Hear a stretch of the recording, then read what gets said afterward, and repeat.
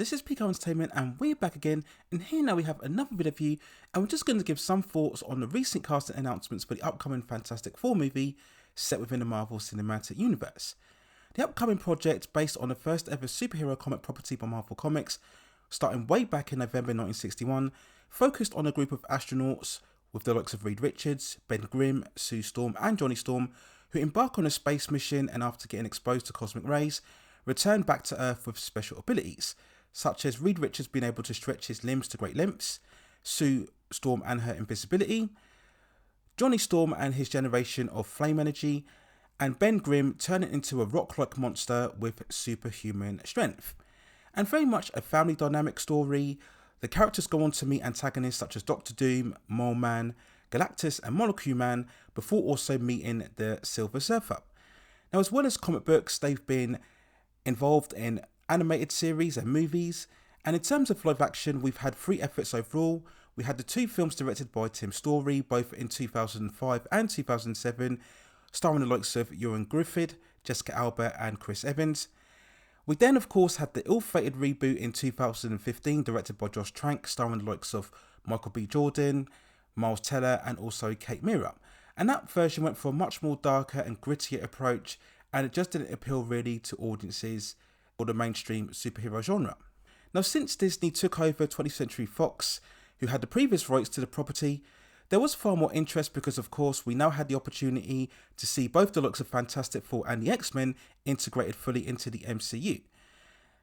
And when Marvel announced the project in its D23 presentation back in 2022, it was going to be a major entry in their upcoming Phase 5. Now, of course, since then we've seen major shifts and changes to the overall release scheduling of this project, as to many others within the Marvel Cinematic Universe, but so far the project is now slated for release, I believe now in July 2025. And after months and months of rumours and speculation about who exactly will be cast in the role, we do finally have official casting, and yes, I had to do some checks first before making this video, but it has been official that all characters have now been confirmed and casted. So in the main role of Reed Richards, we have Pedro Pascal, who we all know from the looks of The Mandalorian, The Last of Us, and of course he also starred in Wonder Woman 1984. As Sue Storm, we have Vanessa Kirby, who we know primarily from the Crown series on Netflix, the 2 Mission Impossible movies, both Fallout and Dead Reckoning Part 1, and she starred most recently in Ridley Scott's epic Napoleon.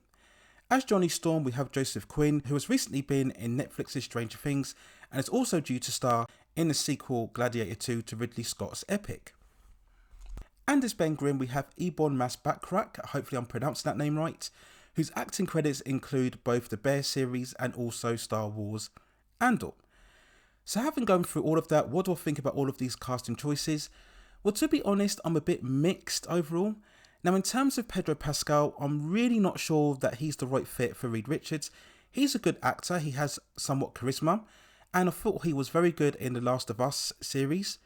But can he be that ultra confident, a bit of suave, intelligent, and at times arrogant intellect that we really need to see in Reed Richards? I'm really not so sure. And does he really have the look of Reed Richards? Of course, when we come to see the film eventually, they can give him the more grey hair highlights that we see within the character, and I suppose he will have a certain charisma when he's on screen. Now, whilst I wasn't completely convinced on John Krasinski's appearance of the character within Doctor Strange in the Multiverse of Madness, I do feel he was a much more better fit in terms of the look than what Pedro was. I also think the looks of maybe a John Hamm would have been far more suited to the character than Pedro, but we will wait and see overall how well he performs. Now, a choice I'm far more convinced in is Vanessa Kirby as Sue Storm, and let's be honest, casting Sue Storm is really a bit of a no-brainer here. All you need is a hot-looking blonde woman who can act, and Vanessa definitely ticks both of those boxes. Now, she's been rumoured for this casting for many months now, and she was even asked about it to an extent whilst doing the promotion for Dead Reckoning, the Mission Impossible movie. When I look at Sue Storm, I think Vanessa might be almost too statuesque to play the likes of a Sue Storm. She really has that almost that Amazonian type of beauty about her. I still maintain I would have far preferred her in the role of a Emma Frost from the Hellfire Club within the X-Men. I think she really has that stone Ice Maiden look about her. She has that very fierce demeanour, almost this queen diva presence. She also has that very dominating image about her. And whilst, yes, Sue Storm should have a presence about her, I don't think she should be too dominating. I really don't think that's the type of character. I think she's much more of a compassionate, to an extent, a much more introverted type of character. And I think Vanessa Kirby definitely has the acting chops, but will they give her too much license? Will she kind of supersede all of the characters within the Fantastic Four? I certainly hope not. Not because I don't believe Vanessa Kirby is a good actress, but I just don't want the continued backlash of the MCU narrative surrounding this project. I genuinely want this film to succeed. So I think they do have to play it careful how Vanessa presents herself in this role, but I think in terms of performance, she'll be absolutely fine. Now, to be honest, in terms of the roles of both Joseph Quinn and Ebon Moss-Bachrach for the both Human Torch and The Thing, I can't really speak too much because I haven't really seen them perform in the recent series that they've been involved in. Now, I think a far more interesting question here is how will they render these characters in a superhero form, particularly The Thing. Now, of course, we've seen Marvel produce the more CGI characters very well throughout their universe. The best examples, of course, being the likes of Thanos and also the Hulk. And even recently, we saw in the end credit scene of the Marvels, where we saw their rendition of Beast, and I thought that was very comic book accurate. Now, of course, previously in the Tim Story movies, they went for a far more practical approach. Now, I think we can safely say they're not going to do that in this version here. We are going to see much more of a CGI motion capture rendition of The Thing. It will be interesting to see how close they envisage it. Will they stick closely to the more Jack Kirby aesthetic than what we saw from the original comic books, or will they go for an even more larger, bulkier rendition than what we've seen in the more recent comic book iterations? They kind of did that with the Josh Trank version, but that wasn't very convincing at all. Again, I would like to see a much more brighter, colourful, vibrant version of The Thing, and of course they need that much more of a very masculine type of personality to fit the character overall. As with the Human Torch, Johnny Storm again has that much more cocky, very brash, confident personality. In terms of a rendition of the character, it shouldn't be that difficult. He just basically lights up in a yellow flame. So again, it should be high quality in terms of how they translate that character onto the big screen. As I mentioned before, it is slated this project for release around July 2025. We're still very loose in terms of the plot details. There have been very strong rumours and speculation that this will take place in the 60s. Another rumour is that there will be some sort of dual narrative where we will begin very much in the 60s before seeing the group transported maybe into current time and era. Now, there are a couple of approaches that people have speculated on as to how exactly they'll integrate the Fantastic Four into the current timeline.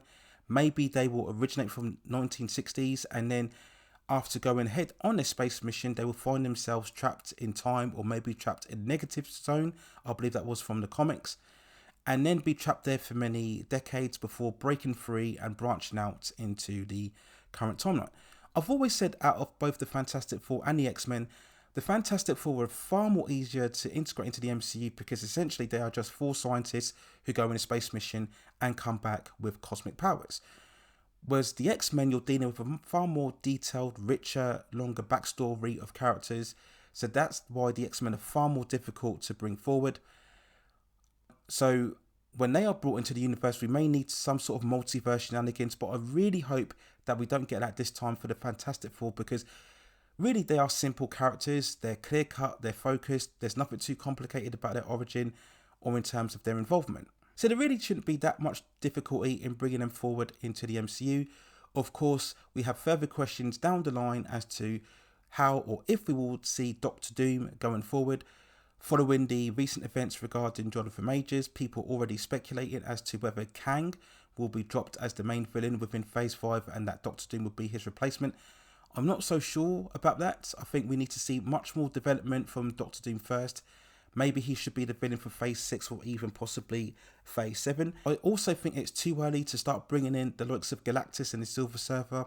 I think ideally you want to have the Fantastic Four have their own standalone adventure first.